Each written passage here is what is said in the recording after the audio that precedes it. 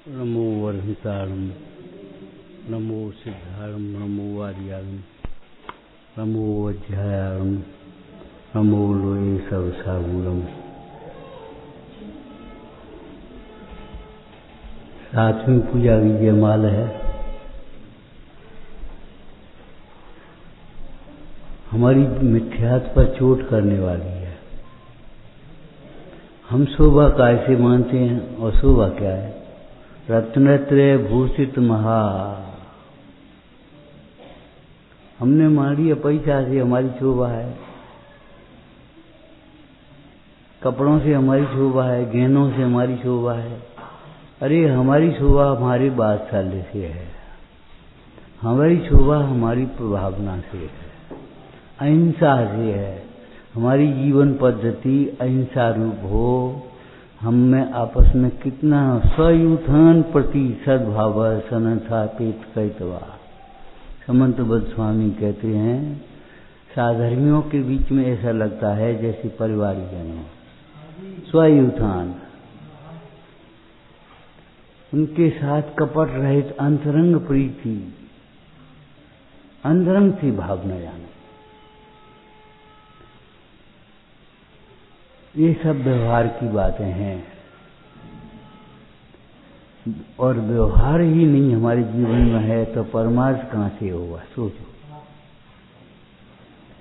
यहाँ तो संत कवि ने बहुत सुंदर बात कही परमार्थ की। रत्नत्रय भूषित महा। आत्मा स्वयं से स्वभाव से ही शोभायमान है। उसको समयसार जी में कहा। अगर जैसे श्रीपाल ने फांसी के तख्ते पर बैठे हुए भी गुणमाला से क्या कहा था? अगर तुम हमारा सही परिचय जानना चाहती हो तो रैन मुझसे बुलाओ। हम भी आपसे कह रहे हैं, अगर आपको अपना सही परिचय जानना है वैसा आपका क्या स्वभाव? एक तो निश्चय गत मैं सर्वत्र सुंदर लोक में। आत्मा स्वभाव से शोभायमान है। सही बात है। मिश्री स्वभाव से मीठी है, सूर्य स्वभाव से प्रकाशमान है, फूल स्वभाव से सुगंधमय है, सोना स्वभाव से पीला है। तो आत्मा स्वभाव से ही शोभायमान है। आत्मा को सुशोभित करना ऐसा है मिश्री को मीठा करना। मिश्री मीठी नहीं करनी है, तुम्हें अपना मुंह मीठा करना है। और अपना मुंह मीठा करने के लिए पहले तो मिश्री को अन्य द्रव्यों से भिन्न पहचानना चाहिए। सोचो, मिश्री के धोखे में अगर तुम्हें नमक आ गया, फिटकरी आ गई, तो कैसा मुंह का स्वाद आ जाएगा? और मिश्री खाने से पहले आपको अपना मुंह साफ करना पड़ेगा। पित्त ज्वर अगर हुआ तुम्हें तो मिश्री कैसी लगेगी? मिश्री भी कड़वी लगेगी। एक बार की एक चर्चा है, सुनो। माँ ने बेटे को दूध में दवाई दी। बेटे को पी लिया हुआ था। बड़े घर का बेटा देखते ही दूध को और गिलास को और दवाई को गुस्सा हो गया। बोले, क्या है? चांदी के गिलास सब चले गए, हमारे लिए पीतल का गिलास रह गया। पी लिया था ना, चांदी का सफेद गिलास भी उसे पीला दिखाई दिया। और भैंसें कहाँ गई सब? गाय का दूध हमें दे दिया, ये पीले पीला। और वैद्य को यानी क्या हो गया? पीली पीली दवाई दे दी। मोती भस्म जैसी सफेद दवाई उसे पीली लग रही है। भैंस का दूध उसे सफेद है तो पीला लग रहा है। चांदी का गिलास उसे पीला लग रहा है। भाई, गिलास में दोष नहीं है, दवाई में दोष नहीं है, दूध में दोष नहीं है, तेरी दृष्टि में दोष है। तुझे पी लिया हुआ है। अगर पी लिया वाला मिश्री को भी खाएगा तो कड़वी बताएगा। तुम्हें अपने मिश्री का आस्वादन करने से पहले अपना पी लिया का इलाज करना पड़ेगा। मुंह से देखोगे तो सब अपने ही तो हैं, कौन पराया है? ये हमारा पड़ोसी है, ये हमारा जी मित्र है, ये हमारा जी शत्रु है। अपना पना जोड़ देंगे। स्वभाव से देखा जाए तो आत्मा पर से भिन्न है, कोई अपना नहीं है, कोई अच्छा नहीं है, कोई बुरा नहीं है। अच्छे बुरे की कल्पना, अपनेपन की कल्पना हमने कर रखी है। आत्मा एकत्व निश्चय गतम है, सर्वत्र सुंदर लोक में अकेला ही शोभायमान है। एक अंगूठी में हीरा लगा हुआ है, अंगूठी उंगली में पहने, अंगूठी कैसे शोभायमान है? हीरा से। और उंगली कैसे शोभायमान है? अंगूठी से। और हाथ कैसे, मेज कैसे शोभायमान है? के हाथ से। लेकिन एक बात बताओ, हीरा कैसे शोभायमान है? हीरा स्वयं से शोभायमान है। जब जड़ हीरा भी स्वयं से शोभायमान हो सकता है, तो चेतन हीरा अपने से शोभायमान क्यों नहीं? एक बात पर्याय की है, रत्नत्रय से भूषित, ये पर्याय की बात है। आत्मा स्वभाव से शोभायमान है, और जो अपने को आत्मा समझता है वह निर्गुण स्वरूप में शोभता है। आदि पुराण में लिखा, महापुराण में से, ऋषभ देव ने जब दीक्षा ग्रहण की तो उनकी प्रभुता कम नहीं हो गई, प्रभुता बढ़ गई। उनकी शोभा घट नहीं गई, बढ़ गई। 3 लोक में शोभायमान हो गई। पर्याय में देखा जाए तो रत्नत्रय से तुम्हारी शोभा है। अरे व्यवहार भी नहीं जानती अभी तो। विचार करो, बेदी से भगवान की शोभा है कि भगवान से बेदी की शोभा है? आपसे हॉल की शोभा है कि हॉल से आपकी शोभा है? अगर हॉल में अपन लोग नहीं बैठे हों तो धूल छा जाएगी। क्या होगा इनका? बहुत बढ़िया कर रहे। लेकिन बढ़िया ज्ञानने वाला ज्ञान कौन बढ़िया घटिया है, ये बताओ। इस हॉल को बढ़िया जानने वाला, धर्मायतन जानने वाला ज्ञान बढ़िया है कि नहीं? और आप लौकिक सेंस में जानते हो, जब मन खराब होता है तो सब खराब लगता है, और मन अच्छा होता है तो सब अच्छे लगते हैं। अब मन अच्छो नहीं, तुम जाओ यहाँ से। उसी बच्चे को लेकर के खिलाते हैं, उसी बच्चे को भगाते हैं जब मन अच्छा नहीं होता। ले जाओ इसको। उस बच्चे का उद्यम भी अच्छा लगता है जब मन अच्छा है, और बच्चा उद्यम करने लगे उसे क्या मालूम। लेकिन अगर आपका मन चैन में नहीं है तो ले जाओ, उद्यम कर रहा, उद्यम लगने लगे। अज्ञानी को शून्यता लगती है, ज्ञानी को शांति लगती है। कैसे? सूना हो गया, विधान पूरा हो गया, सूना हो गया। अरे भैया, विधान हर समय थोड़ी ही होता रहेगा, और हर समय होता रहना संभव भी नहीं है। अगर हर समय होता रहेगा तो फिर आप नहीं होंगे, कहीं कभी किसी काम लग जाएगा, कभी किसी को काम लग जाएगा। ये तो पर्याय की स्थिति है, संयोग का वियोग होगा होगा होगा। समय सार की भाषा अलग है, संयोग का वियोग है संयोग के काल में।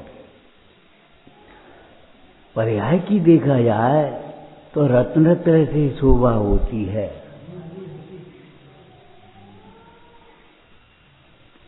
आचार्य कहते हैं, लोक में चंदन को शीतल कहते हैं, चंद्रमा की किरणों को कहते हैं, संतों के वचन शीतल हैं। सच पूछो तो शांति कैसे मिलेगी? तुम्हें मन का ताप, भव का ताप कैसे मिटेगा? जिनवानी। तो रत्नत्रय भूषित महा, अगर पर से हम अपनी शोभा मानते हों, बड़प्पन मानते हों, प्रभुता मानते हों, तो छोड़ देना चाहिए। रत्नत्रय से हमारी शोभा है। सम्यक दर्शन में अपनी शोभा की प्रतीति हुई है, सम्यक ज्ञान में अपनी शोभा का ज्ञान हुआ है, और सम्यक चारित्र में शोभा प्रकट हो गई है। विचार करो, मुन्ना जंगल में बैठे हैं, अकेले बैठे हैं, सूने बैठे हैं, शिला कैसी लग रही, कैसे शोभ रहे हैं। अकेले से हमने आपको कहा था डरो मत। 6 खंड में चक्रवर्ती अकेला होता है, अपने क्षेत्र में भगवान अकेले, तीर्थंकर अकेले। 3 खंड में नारायण अकेला होता है। अकेले से काहे को डरते हो? आत्मा सदा अकेला है, जन्मते हुए भी अकेला है और मरण के समय भी अकेला है। बीच में कहां से आ गया ये तो अकेलापन? रत्नत्रय भूषित महा, ये शोभा कैसे प्रकट हुई? रत्नत्रय प्रकट हुआ है। अब रत्नत्रय एक देश हो सर्वदेश, पंच परमेष्टि। क्या लिखा? रत्नत्रय भूषित महा पंच सुगुरु शिवकार।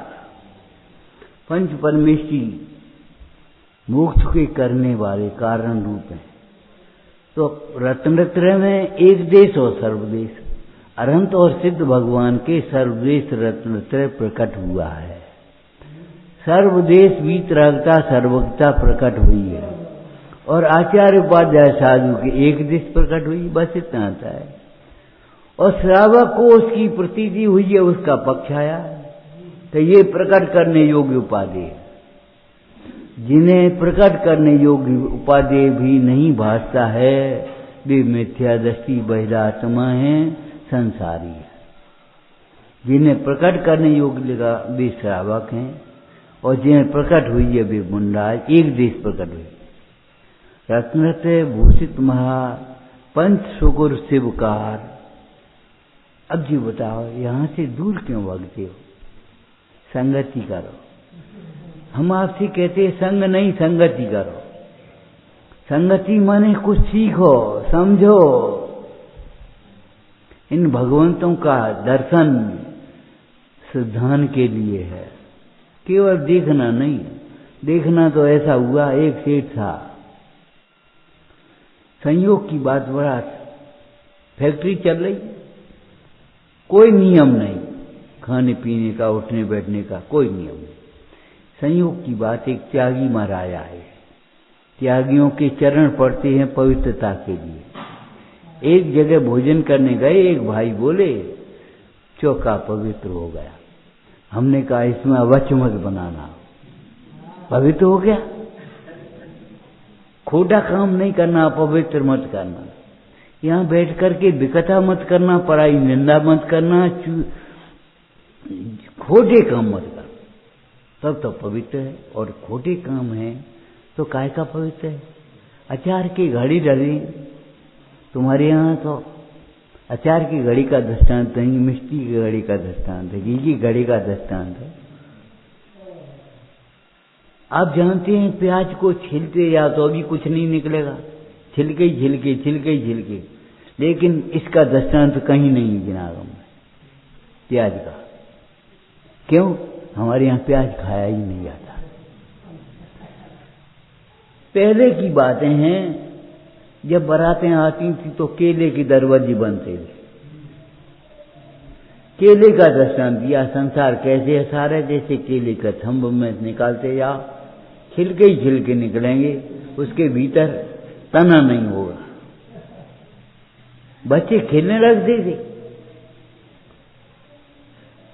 केले का थंब जैसे असार है, ऐसे संसार में सार नहीं है। प्रश्न उठाओ तो फिर सार क्या है? सार पदार्थ आत्मा, सकल पदार्थ ज्ञान। 3 भुवन में सार, वीतराग। वीतरागता जब सार है तो जिनको वीतरागता प्रकट हुई वे सार नहीं होंगे। जिसके आश्रय से वीतरागता प्रकट हुई वे सार नहीं होगा।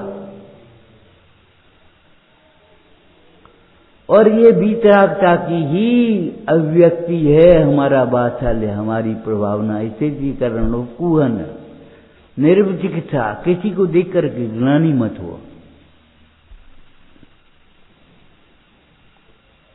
श्रावकाचार्य जी में लिखा, रत्नकर्ण श्रावकाचार्य वचन का पंडित सदा सुखदास जी ने, हजारों दोषों का बड़ा दोष है पराई निंदा करना, अपनी प्रशंसा करना।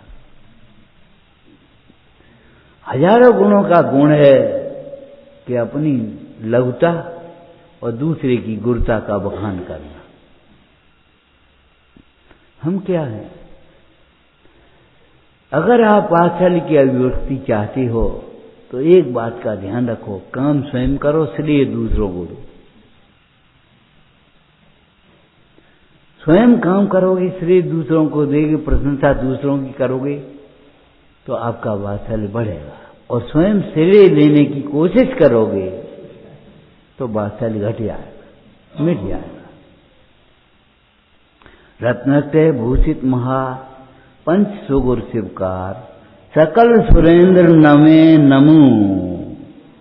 सकल सुरेंद्र नमे, देवों के इंद्र भी जिनको नमस्कार करते हैं। द्रव्य संग्रह का मंगलाचरण आपको आता हो, देवेंद्र बिंद वंदम, देवों के इंद्र भी जिन्हें नमस्कार करते हैं।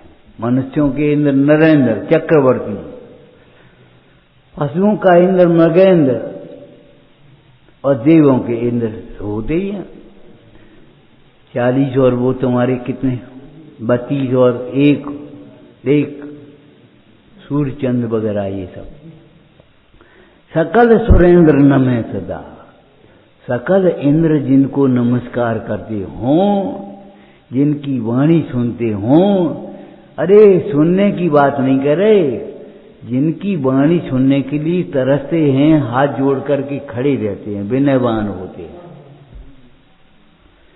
सकल इंद्र जिनकी पूजा करते हैं, जिनको चाहते हैं। टोडरमल जी ने दूसरे शब्दों में लिखा, गणधर इंद्रादिक उत्तम जीव जिनका अपने हित के अर्थ सेवन करते हैं। गणधर और इंद्रादिक, लोकोत्तर प्राणियों में गणधर श्रेष्ठ है और लौकिक प्राणियों में इंद्र श्रेष्ठ है। जिनका सिरदान करते हैं, जिनको सिर नमाते हैं, विचार करो वे अरहंत कैसे होंगे। और अरहंत जिनको नमस्कार करके दीक्षा ग्रहण करते, वो सिद्ध पद कैसा होगा। और सिद्ध पद जिसके आश्रय से प्रकट होता है, वह स्वभाव कैसा होगा। सकल सुरेंद्र नमे नमो, मैं भी अपने आत्म कल्याण के लिए, आत्महित के लिए उनको नमस्कार करता हूं। पद्म पुराण में एक चर्चा आई है। राजा वज्रकर्ण एक बार जंगल से निकल रहा था। वहां मुनराज एक बैठे थे। उसको कौतूहल जग गया और उतरा घोड़े से, जा रहा था कहीं और कहा यहां बैठे बैठे क्या करते हो, कैसे मन लगता है यहां। मुनराज ने सोचा इसकी जिज्ञासा है, ये पात्र जीव है। तब उन्होंने कहा, बेटा तुमने नरक के दुख नहीं सुने हैं, त्रिंचों के दुख नहीं देखे, ये सब विराधना के दुख हैं। आराधना का सुख भगवंतों को देखो, इंद्रों को देखो, चक्रवर्तियों को देखो। तुम ऐसी बातें पूछ रहे हो, कोई बात नहीं। फिर कहा मुनराज ने वज्रकर्ण राजा से, जिसके मोक्ष मार्ग के कारण रूप एक वो नियम नहीं है, उसके जीवन को धिक्कार है। जैसे कोई दरिद्री रत्नद्वीप में जाए और वहां से पत्थर उठा रहा है, दरिद्रता थोड़ी दूर हो जाएगी। वहां से एक आध रत्न लिया है तो दरिद्रता दूर हो। तो जिन धर्म तो रत्नद्वीप के समान है, जिसके मोक्ष मार्ग के कारण रूप एक रूप नियम नहीं है, उसके जीवन को धिक्कार है। तुमने नियम अनेकों बनाए, लेकिन ऐसा नियम बनाओ जो यहां आ सको। तो बड़ी फैक्ट्री चल रही थी सेठ की, त्यागी महाराज आए, सेठानी ने निमंत्रण कर दिया। घर पहुंचे, उन्होंने कहा महाराज ये कछु नियम ही नहीं देते, मंदिर नहीं याद। कि हाँ मंदिर नहीं याद। अच्छा, घंटे आध घंटे बैठ करके चर्चा करते रहे। क्यों भाई, भगवान के दर्शन का नियम? क्या भगवान मंदिर दूर है, फैक्ट्री में काम बहुत है, कभी चले जाते हैं, कभी नहीं भी आ पाते हैं। अच्छा, कोई बात नहीं। तुम्हारे घर के सामने क्या है? एक कुम्हार का घर है, गंजा कुम्हार है बिल्कुल। अच्छा, उसी के देख लिया करो इसका चेहरा। चलो यही नियम ले लो, कोई बात नहीं। सेठ ने उसके गंजे कुम्हार का मुंह देखने का नियम ले लिया। बहुत दिन हो गए, चलता गया। एक दिन वह मट्टी लेने जल्दी चला गया। गर्मी के दिन थे, उसने सोचा देर हो जाएगी लौटने में, जल्दी पहुंचेगा। सेठ को कोई काम से जल्दी जाना था। उसने कहा चेहरा देख लो, तब तो भोजन करेंगे हम। तो कुम्हार कहा, क्यों कुम्हार कहाँ गया? अरे वो तो मट्टी लेने गया। और जहां मट्टी के खोदने के लिए उसने गड्ढा खोदा था, वहां उसको एक घड़ा मिल गया। अब वो देख रहा था, कोई देख तो नहीं रहा। इधर से सेठ जी पहुंच गए। उनने कहा अरे सेठ जी आ रहे, इनको बुला लो और इनसे बांट लो, तो अपन पच पाएगो, नहीं तो घड़ा पचेगा नहीं। सेठ जी ने कहा क्यों? सेठ जी थे, इशारे से बुलाया। सेठ को जल्दी थी, तुम्हें मालूम है। उसने कहा देख लिया देख लिया। सेठ जी बोले चेहरा देख लिया हमने तुम्हारा। उसने सोचा घड़ा देख लिया कुम्हार ने। शाम को सेठ जी लौट के आए, घर बैठे थे। कुम्हार आया, बोला देखो ये घड़ा रखा, जैसा आपने देखा था वैसा ही। हमने अब कछ नहीं दो, आप जो चाहो हमको दे दो, और आप कल से कही हो नहीं। सबसे कहने वाली बात तो जिनवानी कहती है, और नहीं तो तुम हमसे कहो कल से कही मत दीजिए, तुमसे कहें कल से कही हो। लेकिन जिनवानी ऐसी बात कह रही है, सबसे कह दो। सब बुधा भगवान है, भूले भगवान है। कोई बात नहीं, एक समय की पर्याय में भूल है, एक समय की पर्याय में बेकार है, स्वभाव बेकारी नहीं हो गया। खोलता पानी भी स्वभाव से देखा जाए तो शीतल स्वभाव वाला है। उसको भी अगर अग्नि पर डाल दिया जाए तो अग्नि को बुझाने का काम करेगा, लगाने का काम नहीं करेगा, आग लगाने का।